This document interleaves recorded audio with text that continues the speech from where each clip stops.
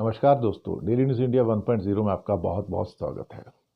दोस्तों, भारत ने फतेह मिसाइल को मार गिराया। पाकिस्तान ने पहली बार ये बड़ी मिसाइल का इस्तेमाल किया जिसके ऊपर उसको बड़ा घमंड था, लेकिन भारत ने उसे बहुत आराम से अपने एयर डिफेंस सिस्टम जो कि S-400 है, आकाश है, शिल्का है और जो बाकी हमारे पास डिफेंस सिस्टम है, उन्होंने बहुत आराम से उसको मार गिराया। इसके अलावा पाकिस्तान ने भारत पर इल्ज़ाम लगाया कि भारत ने आज रात 6 बैलिस्टिक मिसाइल्स का इस्तेमाल किया और पाकिस्तान के 4 बड़े एयर बेसेस को पूरी तरह से नेस्तनाबूद कर दिया, बर्बाद कर दिया। भारत ने अभी तक बैलिस्टिक मिसाइल की इस्तेमाल के पुष्टि नहीं की है। जब आज दिन में प्रेस कॉन्फ्रेंस होगी तो तभी उसके बाद पता लगेगा। फतेह-1 भी एक बैलिस्टिक मिसाइल है, इसे काफ़ी खतरनाक माना जाता है। इसके अलावा पाकिस्तान ने अपना एयर स्पेस आज 12 बजे तक बंद रखा है, लेकिन बैलिस्टिक मिसाइल का इस्तेमाल पहले पाकिस्तान ने किया है और उसको हमने मार गिराया। लेकिन ये पक्की बात है कि जब भारत अपनी बैलिस्टिक मिसाइल का इस्तेमाल करेगा, या पाकिस्तान के अनुसार भारत ने 6 बैलिस्टिक मिसाइल छोड़ी हैं और पाकिस्तान के करीब करीब 4-5 एयर बेसिस को पूरा का पूरा उड़ा कर रख दिया है। इसमें रावलपिंडी और रफीकी एयरबेस पर हुए हमले जो हैं वो बहुत ही खतरनाक हैं और वहाँ पर काफ़ी हद तक देखा जाए तो नुकसान हुआ है। एक अच्छी बात है कि पाकिस्तान के जितने एयर डिफेंस सिस्टम्स हैं वो पूरे के पूरे फेल हो चुके हैं। भारत ने उन सबको ध्वस्त कर दिया है, उसके अवाक्स को ध्वस्त कर दिया है। अब पाकिस्तान की इवन एयरफोर्स जो है उसकी भी हिम्मत नहीं पड़ रही है कि वो भारत के ऊपर अपने फाइटर एयरक्राफ्ट भेज कर देखा जाए तो अटैक करे।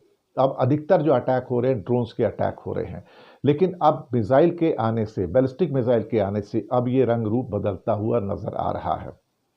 हालांकि अभी तक जो लैंड वॉर है वो जम्मू कश्मीर तक सीमित है, LOC तक सीमित है। अभी तक वो पंजाब में, गुजरात बॉर्डर पे और राजस्थान बॉर्डर पे नहीं फैला है। लेकिन हाँ, भारत के अंदर जितने शहरों पर हमले किए जा रहे हैं इसमें गुजरात के शहर भी हैं, जिसपे पंजाब के शहर भी हैं पूरी तादाद में, राजस्थान के शहर हैं जहां पर ड्रोन से हमले किए जा रहे हैं। एक बात तो बिल्कुल पक्की है यहाँ पर कि पाकिस्तान अभी लो कॉस्ट वार करना चाहता है और अपने ड्रोन्स को जो कि टर्की से प्राप्त किए जाते हैं बड़ी मात्रा में यूज़ करके दरअसल वो भारत को डिवास्टेट करना चाहता है। लेकिन भारत के पास ZU-23 और L-70 नाम की जो ड्रोन्स को गिराने वाली गन्स हैं वो बहुत प्रभावशाली ढंग से उन सबको गिराने में कामयाब हो रहे हैं। मुझे लगता है कि पहले दिन ही 400 से ऊपर जो ड्रोन इस्तेमाल किए गए और अब तक तो हो सकता है शायद 800 और क्या कहते हैं कि ड्रोन का इस्तेमाल कर चुके होंगे। पाकिस्तान की जो राक्षसी और कायराना हरकत जब कल सामने आई कि जहां पर ड्रोन अटैक करो और खुद को पैसेंजर फ्लाइट्स की आड़ में बचा लो, ये पाकिस्तान की गिरी हुई हरकत का पूरा सबूत आया, जिसको भारत के जो प्रेस इंफॉर्मेशन थी उसके अंदर भी दिया गया।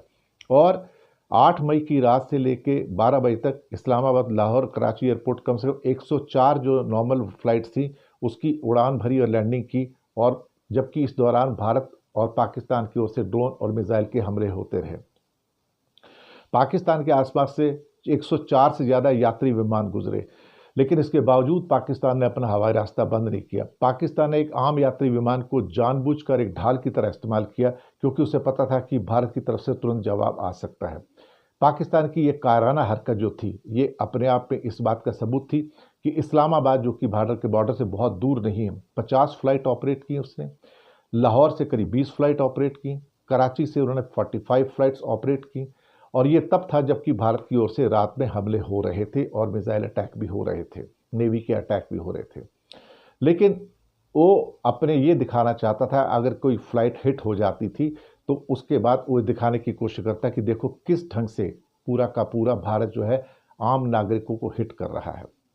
अब कमाल की बात है कि इस्लामाबाद एयरपोर्ट जो है वो सिर्फ 133 किलोमीटर दूर है बॉर्डर से, लाहौर सिर्फ 17 किलोमीटर दूर है और कराची अंतर्राष्ट्रीय सीमा से 173 किलोमीटर की दूरी पर है। और इन पर कम से कम जो क्या कहते हैं कि 39 उड़ानों का संचालन विदेशी एयरलाइंस कर रही हैं, जिसमें कि Etihad, Emirates, Flynas, Qatar Airways, Air Arabia, Gulf Air और जजीरा एयर ने किया है। एक बात यहाँ पे मानने वाली है कि इन जो सारी की सारी जो गल्फ की एयरलाइंस हैं ये यहाँ पर ऑपरेट करके क्या साबित करना चाहती हैं इस समय। वो ये साबित करना चाहती हैं कि अगर इनमें से किसी एक को भारत ने हिट करता तो वो भारत के ऊपर इल्ज़ाम लगाएंगे, देखो वो सिविलियन टारगेट को हिट कर रहे हैं। यहाँ से पता लग रहा है कि ये व्यापार तो भारत के साथ करना चाहते हैं, लेकिन इनका सारा का सारा जो प्यार है वो मुसलमान कंट्री जो है पाकिस्तान के साथ, मुसलमान नहीं, इस्लामिक आतंकवादी देश पाकिस्तान के साथ में है। एक बात यहाँ पर हमें समझ लेनी चाहिए, बिल्कुल वो बहुत ज़रूरी है कि पाकिस्तान को मिट्टी में मिलाने का वक्त आ गया, पाकिस्तान के टुकड़े करने का वक्त आ गया है। ड्रोन अटैक करके खुद को पैसेंजर फ्लाइट की आड़ में बचाने का जो राक्षसी और कायराना जो हरकत आई है, ये सिर्फ पाकिस्तान ही कर सकता है। लेकिन वो गल्फ कंट्री का जो अपनी एयरलाइंस को पाकिस्तान में आज भी ऑपरेट कर रहे हैं, मुझे लगता है कि उन्हें सोचना होगा। वो भारत के ऊपर इल्ज़ाम नहीं लगा पाएंगे। You are entering into a war zone, अगर if you are war zone then if you are going being hit, I am sorry then you can't do it. ये जो सारी की सारी चीज़ें जो निकल कर आ रही हैं, ये बहुत ज़्यादा इम्पॉर्टेंट हैं। लेकिन ठीक है, और सुनने में ये भी आया कि क्या MEA का जो कहना था, हमारी मिनिस्ट्री ऑफ एक्सटर्नल अफेयर का, पाकिस्तान कुछ खाली ड्रोन्स भी भेज रहा था, और खाली ड्रोन भेज के वो शायद टोही ड्रोन्स थे, या क्या कह सकते हैं कि वो क्या साबित करना चाहता था। मुझे लगता है कि शुरुआत में जो ड्रोन्स भेजे गए थे, ये ड्रोन टर्की के सोनगार ड्रोन्स थे, जिसको एसीगार्ड सोनगार मॉडल कहा जाता है। ये आमतौर पर निगरानी और सटीक हमलों के लिए इस्तेमाल किया जाता है। लेकिन जो भी है, जंग और मोहब्बत में तो सब कुछ जायज़ है, लेकिन अब जो भी वो करने की कोशिश कर रहा है, जो निशाना बनाने की कोशिश करते हैं, लेकिन भारत अपनी ओर से सबके सब जो सारे के सारे सिस्टम्स हैं उसको बर्बाद करने को पाकिस्तान को तैयार है। अभी तक भारत की ओर से जो सारे के सारे क्या कहते हैं कि जो ड्रोन्स को गिराया गया है, पाकिस्तान के हमलों का जवाब दिया गया है, वो बिल्कुल माकूल जवाब है, और अब ये ओपन वॉर हो चुकी है। अब इसमें कोई शक वाली बात तो रह नहीं गई है। देखते हैं अब क्या होता है।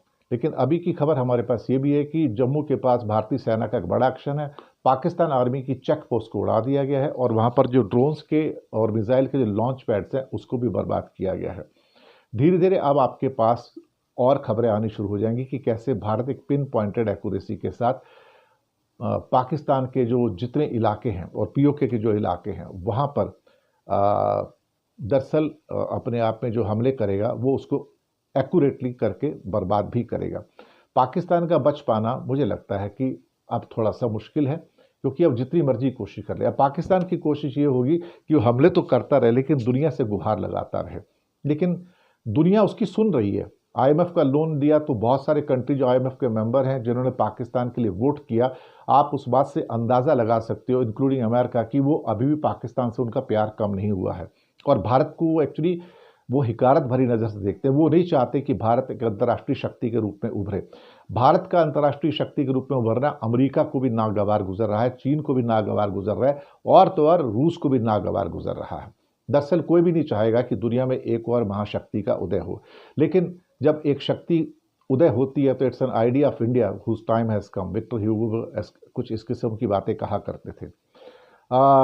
पाकिस्तान अब मुझे लगता है दिल्ली पर भी हमले करने की कोशिश करेगा, क्योंकि दिल्ली हो या मुंबई हो या बाकी जो और बड़े शहर हैं जिसमें जयपुर वगैरह भी आते हैं, तो वहाँ पर तो भारत को इस बीच में सचेत रहना होगा, क्योंकि पाकिस्तान अब जैसे उसने मिसाइल अटैक शुरू किए हैं तो उन मिसाइलों को अब, क्योंकि लंबी दूरी की मिसाइलें होती हैं, अभी तो फतेह 1 को हमने एक किस्म से कहा जाए तो गिराने में कामयाबी पाई है, और मुझे पूरा यकीन है कि पाकिस्तान अगर और भी बैलिस्टिक मिसाइल्स का इस्तेमाल करता है तो हम उसको गिराने में पूरी तरह से कामयाब हो जाएंगे। ये थी अभी तक की पेशकश, और जल्दी फिर आपसे मिलते हैं अगले बुलेटिन के अंदर। धन्यवाद आपका।